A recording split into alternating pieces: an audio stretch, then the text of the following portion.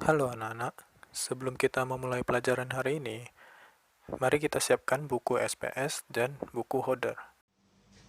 Good morning, smart students. Today we are going to discuss Hodder Science 4 student book about sorting living things. Please open your book page 44. As we can see, living things are divided into two, animals and plants. For today's class we are only focusing on animals group. Animals are divided into two main groups. First, animals with spine or backbone, called vertebrates. Second, animals without a backbone, called invertebrates. Here are some example of vertebrates and invertebrates as shown on the picture. Let's move to the next page. There are some pictures of animals. 1. Spider. 2. Egret. 3. Indonesian frog. 4. Crocodile. 5. Brown bear. And 6. Parrotfish. On the bottom of the page, there are table that we can fill with the name of animals we just see. First, mammal. From all the animals here, the most suitable animal is brown bear. Second, bird. From all the animals here, the most suitable animal is egret. Third, reptile. From all the animals here, the most suitable animal is crocodile. Fourth, fish. From all the animals here, the most suitable animal is parrotfish. Fifth, amphibian.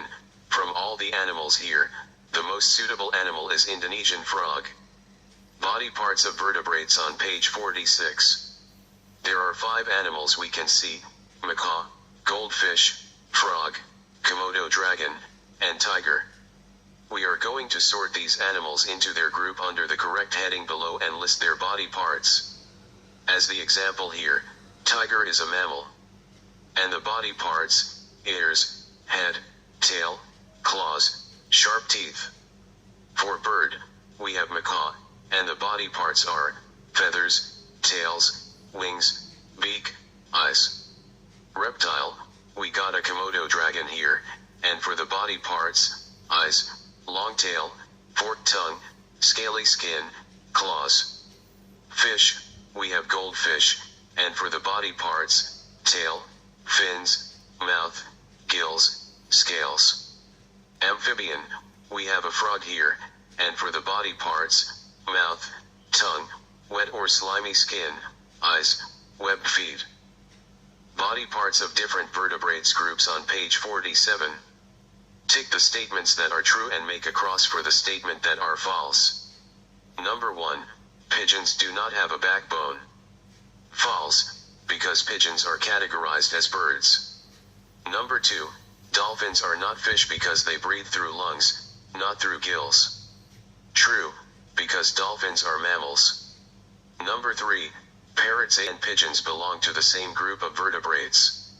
True, because both of them are birds. Number 4. Humans and dolphins are both mammals.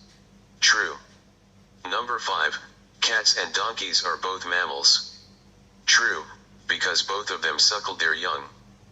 Number 6. Komodo dragons and snakes are both reptiles. True, because both of them are fit with the reptile's characteristics. Next. Please open your book on page 49 about insect body parts of moving. We are going to match these insects to how they move with the words below, such as jump, swim, run, and fly. Picture A. Grasshopper. They jump or fly to move. B. Dragonfly. They fly to move. C. Cockroach. They run or fly to move. D. Bug. They fly to move. Next, on page 50 we are going to discuss about insect body parts for eating. Match each insect mouth to what it eats. Write the number of the correct description next to each picture. Number 1. Grasshoppers eat leaves. They chew their food. Number 2. Butterflies eat nectar from flowers. They suck up food. Number 3. Mosquitoes pierce skin and drink blood. Number 4. Houseflies use their sponge-like mouthparts to soak up liquid. From the pictures below, the only picture that seem to chew their food are picture A. Write 1 on picture A. Picture B. The mouth parts are sharp and thin so it can pierce through skin. So write 3 on picture B. Picture C. Have a long tube for a mouth, like a straw. So it seems like a butterfly mouth part. Write number 2 on picture C. Picture D. Have bigger, sponge-like mouth parts. So write number 4 on picture D. Next, we are going to discuss about spider. Please open your book to page 52. We know that spiders are invertebrate because they have no backbone. But spiders are not insects. Why? Because they only have 2 main body parts, head and body. They have 8 legs and they have no antennae or wings, so they can't be categorized as insects. Look at the picture on page 52. What are the spider doing? It is waiting to catch insects. What will happen if an insect lands on the web? The insect will get stuck and the spider will eat it. Oke anak-anak, kita telah selesai membahas tentang buku Hodder tentang pengelompokan hewan berdasarkan vertebrata dan invertebrata. Sekarang, anak-anak siapkan buku SPS, buka halaman 12, kita akan mulai membahas tentang bagian-bagian tumbuhan dan fungsinya. Anak-anak pasti sudah tahu apa itu tumbuhan ya. Tumbuhan itu dapat kita lihat di sekitar kita, misalnya ada pohon mangga, pohon apel. Nah, itu semua adalah tumbuhan. Nah, pada tumbuhan dapat dibagi menjadi beberapa bagian utama, yaitu yang pertama ada akar, ada batang, dan ada daun. Apa itu akar? Akar itu bagian tumbuhan yang biasanya tertanam dalam tanah. Nah, ada beberapa akar yang berada di atas tanah. Nah, nanti akan dijelaskan akar mana saja yang berada di atas tanah. Nah, apa fungsi akar? Akar itu berfungsi sebagai penegak tumbuhan, pengisap air dan jahara dari dalam tanah, serta ada beberapa akar juga yang berfungsi sebagai tempat cadangan makanan. Nah, untuk batang itu adalah bagian tumbuhan yang berada di atas tanah, yang fungsinya itu untuk mengangkut air dan garam mineral dari akar ke daun. Beberapa jenis batang juga berfungsi sebagai tempat cadangan makanan. Untuk yang bagian ketiga itu ada daun. Daun merupakan bagian tumbuhan yang bentuknya lembaran dan tumbuh pada cabang-cabang batang. Nah, apa fungsi daun? Daun itu berfungsi untuk membuat makanan serta tempat keluarnya uap air dan oksigen. Nah, kita akan membahas satu persatu, mulai dari akar. Akar pada tumbuhan dapat dibedakan berdasarkan bentuk dan fungsinya. Nah, kita akan mulai dari pembagian berdasarkan bentuknya dulu. Yang pertama, ada akar tunggang. Akar tunggang itu merupakan akar utama yang tumbuh dari biji dan tegak ke bawah. Dan dari akar itu keluar cabang akar. Dari akar utama keluar cabang akar, seperti pada gambar. Nah, untuk akar serabut merupakan akar yang keluar dari pangkal batang utama dan umumnya bergerombol sebagai pengganti akar tunggang yang tidak berkembang. Nah, contohnya dapat dilihat seperti pada gambar. Nah, dapat terlihat jelas perbedaan antara akar tunggang dan akar serabut. Nah, sekarang kita akan membahas akar berdasarkan fungsinya. Nah, akar berdasarkan fungsinya itu kita bedakan menjadi 4. Nah, ada akar gantung atau akar udara. Biasanya fungsinya itu mengambil uap air dari udara. Akar gantung ini dapat kita lihat pada pohon beringin, seperti yang ditunjukkan pada gambar. Untuk selanjutnya ada akar napas. Nah, akar napas merupakan akar yang muncul ke permukaan tanah atau lumpur, yang fungsinya itu untuk bernapas dan mengeluarkan zat tertentu seperti garam. Nah, akar napas ini dapat kita temui pada pohon bakau, biasanya yang berjenis api-api. Untuk jenis akar yang ketiga, akar papan atau banir, yang fungsinya itu untuk membantu tegaknya tumbuhan. Nah, contohnya itu dapat kita lihat pada pohon kenari dan pohon randu. Nah, bagaimana bentuk akar papan atau akar banir itu dapat dilihat pada gambar. Yang keempat itu ada akar tunjang. Akar tunjang itu berfungsi sebagai penahan tumbuhan agar tidak roboh. Nah, contoh untuk akar tunjang itu dapat kita lihat pada tumbuhan pandan. Nah, tadi kita ada membahas sedikit di mana ada beberapa akar yang fungsinya itu sebagai tempat cadangan makanan. Nah, contohnya seperti apa? Itu ada tumbuhan singkong. Kalau kita lihat tumbuhan singkong itu, akarnya itu sebagai tempat penyimpanan cadangan makanan. Sehingga akar singkong itu lebih besar dari ukuran sebenarnya. Sekarang kita akan lanjut ke pembahasan selanjutnya, yaitu batang. Nah, batang itu dibedakan berdasarkan jenisnya, yaitu batang berkayu dan batang basah. Batang berkayu itu bertekstur keras dan mengandung kambium. Itu adalah ciri-ciri batang berkayu, dan kambium itu terdapat di antara pembuluh angkut xilem dan floem. Apa itu kambium? Kambium itu adalah lapisan sel pada tumbuhan berkayu yang fungsinya itu untuk perbesaran batang. Nah, apa itu xilem dan floem? Xilem dan floem adalah pembuluh angkut pada tumbuhan. Nah, fungsi dari xilem itu untuk mengangkut air, mineral, dan zat hara dari akar, dari dalam tanah menuju daun untuk proses fotosintesis. Untuk floem, itu fungsinya itu untuk mengangkut zat makanan hasil fotosintesis untuk diedarkan ke seluruh bagian tubuh tumbuhan. Nah, batang berkayu itu contohnya apa saja?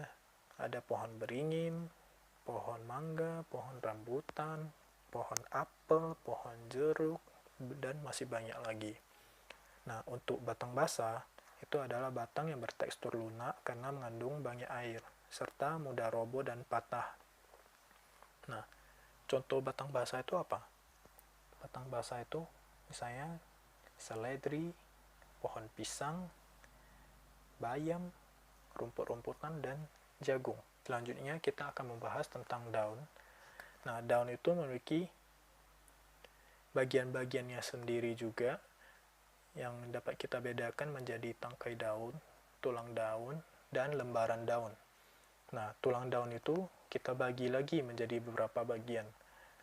Nah, tulang daun itu ada yang pertama tulang daun menyirip yang bisa kita lihat pada daun jambu, daun mangga. Dan untuk yang kedua ada tulang daun menjari yang bisa kita lihat pada daun pepaya dan daun singkong. Dan yang ketiga ada tulang daun melengkung, di mana contohnya ada pada daun siri dan daun eceng gondok. Dan yang keempat itu tulang daun sejajar yang dapat kita lihat pada daun padi dan daun jagung. Nah, untuk berdasarkan jumlah helainya, daun dapat kita bedakan lagi menjadi daun tunggal dan daun majemuk. Apa yang dimaksud dengan daun tunggal? Disebut daun tunggal itu karena pada satu tangkai hanya terdapat satu helai daun. Dan untuk daun majemuk, itu pada satu tangkai terdapat beberapa helai daun, sehingga disebut daun majemuk. Contoh daun tunggal apa saja? Yang pertama ada daun jeruk, daun mangga, dan daun singkong. Sedangkan contoh daun majemuk dapat kita lihat pada daun kelapa, daun putri malu, dan daun petai Cina. Sekarang kita akan membahas tentang bunga. Nah, bunga itu adalah alat perkembangbiakan atau alat reproduksi bagi sebagian besar tumbuhan. Nah, pada bunga ini ada terbagi menjadi beberapa bagian, seperti pada gambar. Ada tangkai bunga, di mana fungsinya itu untuk menahan bunga agar tidak mudah terbawa angin. Di atas tangkai bunga terdapat kelopak, di mana bagian kelopak bunga ini berwarna hijau, dan untuk melindungi bunga sebelum mekar. Nah, setelah bunga itu mekar, ada mahkota bunga, di mana mahkota bunga ini sangat berwarna, yang fungsinya itu untuk menarik perhatian polinator. Apa itu polinator? Polinator adalah hewan yang membantu penyerbukan pada bunga. Nah, apa itu penyerbukan akan dijelaskan setelah ini ya. Nah, setelah itu ada alat reproduksinya. Untuk alat reproduksi jantan itu benang sari dan alat reproduksi betina itu putik. Kelengkapan bagian-bagian bunga itu dapat dibedakan lagi menjadi bunga lengkap dan bunga tidak lengkap. Bunga lengkap adalah bunga yang memiliki semua bagian-bagian bunga. Ada putik, benang sari, mahkota, dan kelopak bunga. Nah, bunga tidak lengkap itu adalah bunga yang tidak memiliki salah satu bagian yang disebutkan tadi. Jadi, tidak ada putik berarti bunga tidak lengkap. Tidak ada benang sari, maka disebut bunga tidak lengkap. Jadi, salah satu bagian saja tidak ada itu langsung dimasukkan ke kategori bunga tidak lengkap. Nah, berdasarkan alat perkembangbiakannya, bunga dibedakan menjadi bunga sempurna, di mana bunga itu memiliki alat perkembangbiakan jantan dan betina dalam satu bunga, seperti yang ada pada gambar tadi. Nah, untuk yang kedua itu ada bunga jantan, di mana bunga hanya memiliki alat perkembangbiakan jantan saja. Dan yang ketiga ada bunga betina, di mana bunga hanya memiliki alat perkembangbiakan betina saja, yaitu putik saja. Nah, tadi kita ada menyinggung tentang penyerbukan. Apa itu penyerbukan? Penyerbukan adalah peristiwa jatuhnya serbuk sari ke kepala putik. Nah, proses penyerbukan pada tumbuhan biasanya dapat dibantu oleh angin, burung, serangga, ataupun manusia. Nah, setelah penyerbukan, akan terjadi pembuahan yang akan menghasilkan bakal biji. Nah, bakal biji ini nanti yang akan berkembang menjadi biji. Untuk video kali ini, kita akan membahas sampai bunga dulu. Untuk pembahasan biji dan buah akan kita lanjutkan di video selanjutnya. So, see you!